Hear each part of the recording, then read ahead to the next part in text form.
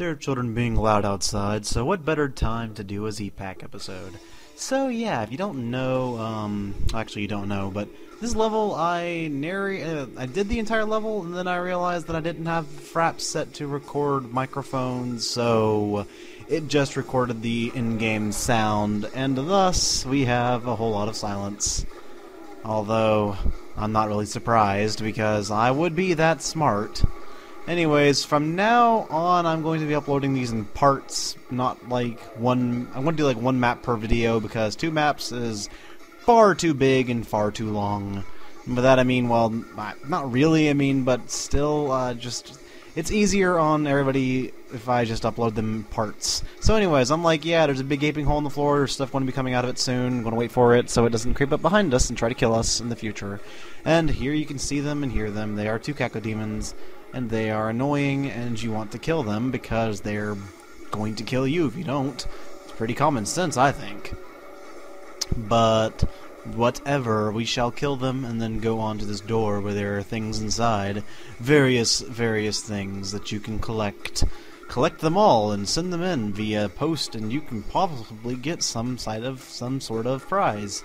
But I'm going to save because the thing about these maps is that they're particularly long, and it's not like I'm actually trying to do UV max anymore because I can't find half of the secrets, and some enemies decide they don't want to spawn, or they'll just decide that they're not going to exist. So, you know, I mean, you'd think in this modern age of modern computers and Z-Doom and everything that these maps would be pretty much flawless. It's not like the old days of the Super Nintendo where if you walked away from a screen for like 5 seconds, all the enemies would disappear. Or like the NES, but it's definitely not the case now. But we still have issues with certain things like that, so whatever. And these secrets are pretty darn well hidden. I know they're supposed to be secret, but honestly, they don't need to be like impossible to find. I know they're supposed to be difficult, but not impossible. Because some of these I know where the secrets are, and others I'm just like, wow, I would never have found that if I tried. And here we have the falling floor effect, and I'm probably going to die soon. I forget if I cut that out or not. I probably didn't, but, you know.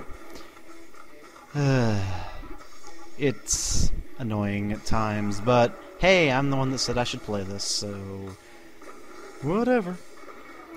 Might have been a might have been armor in one of those areas. I don't know. My skin was turning green, as you can see on the game. And I'm being melee attacked by both ends, and I'm going to die, so yeah. Now I'm going to cut to all these enemies that randomly decide to start teleporting in, and that's the ones that killed me. And this imp is going to be the last of them.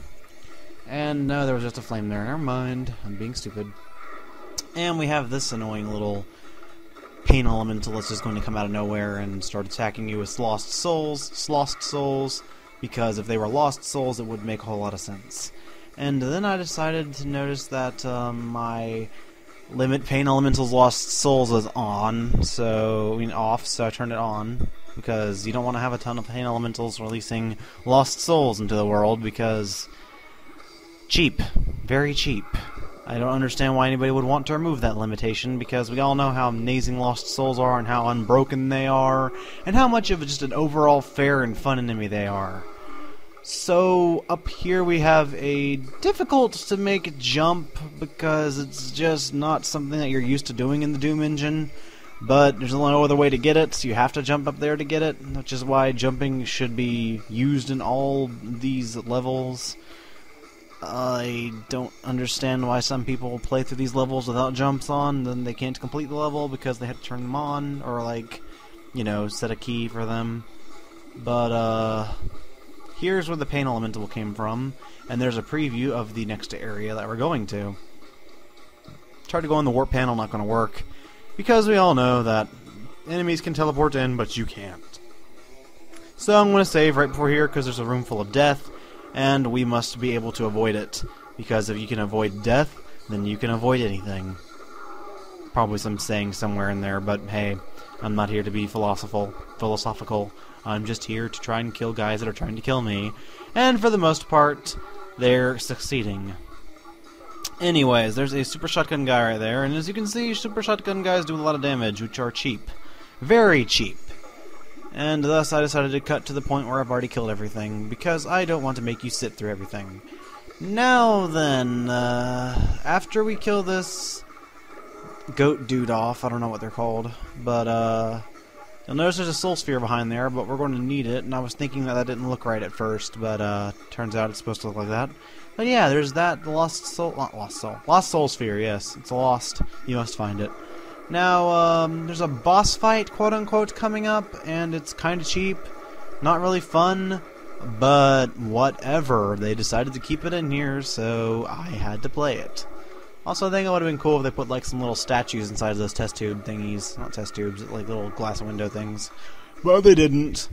I'm not the one designing levels here. Who knows what I was doing in the original version? Oh yeah, that's right, I was trying to figure out where my crosshair was, because something seemed different. And now I have a crosshair. And now we can go into the room here where the boss fight will take place. Oh my god, a chain gunner and a pistol guy, such a hard boss fight. Nope, not quite. It's inside this room, and you can barely see this guy, so it's annoying, and it's hard, and it's difficult, and you're trying to dodge his blasts, and find him, and fire at him and try to kill him, but no, I'm going to have an entire montage of death. I was going to try and keep a winning run in where I killed him, but that didn't happen because this game was made by a bunch of sadists. Actually, I find it funny that the guy who was mapping while he was drunk managed to make a more fair level than the people that were sober. And I keep falling off the ledge, which is also another very fair thing to do, but then again, I suppose they didn't have much of a choice. And as you can see, I have trouble finding and hitting him, and he screams like the John Romero doll thing that is in the final level of Doom 2. And thus, I finally beat him by turning up the brightness so I can actually see him. Isn't that great? Well, I'm going to turn the brightness down now. And now we are going to run into another room full of death because a bunch of enemies decided to teleport in over there, and one of them is a super shotgun guy who has incredible accuracy because if I was firing my super shotgun, nothing would get hit. Yeah, you can see he hits you from like that far away, and I've already had like no health, so you know these levels are super fair, especially since I keep dying. I don't know. This mod is just all over the place. I like community mods, I like maps that are like collab hacks and stuff, but sometimes there's just a limit of taking it too far. And I think they could have possibly easied up some of these levels because they're really difficult. And I'm gonna die soon because there's that shotgun guy and he's silly and he cannot kill me because it's actually the Revenant that kills me.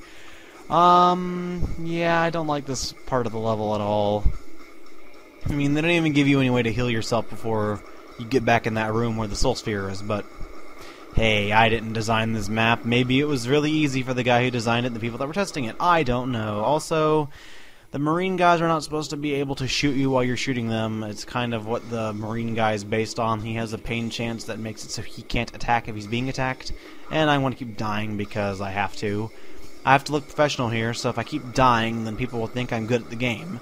Because I'll be like, I'm just showing off, I'm just pretending, I'm not really bad at this game, just kidding, just kidding. I think I probably should have cut out some of these deaths, but then we'd be less than 8 minutes or so of video, so we don't want to have that, even though it would take a lot less time to upload.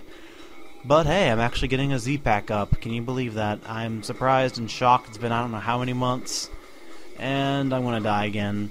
I don't know if I actually cut to the winning run or not. Yeah, I do. Here's the winning run. Yeah, I basically killed all of them. You've seen me do it before. I didn't think it would be too bad of a thing to do just to cut to it. And I was thinking about trying to go back and find some more health packs, but I know they don't exist because this level is built that way. And here we have some people that are just standing around waiting for me to come in. You know, it's not like I'm guaranteed to come into this room, so I don't know. It's like in Pokemon games, you have all those trainers that are just standing there in areas that are impossible to get to nearly, and they have no Pokemon with like Cut or Rock Smash or anything, so you have no idea how they got there, and it's like they're waiting for you, and then you battle them, and they just go away. So yeah, that's this episode of ZPACK, and the next time we'll be doing the Frozen Base or whatever it's called.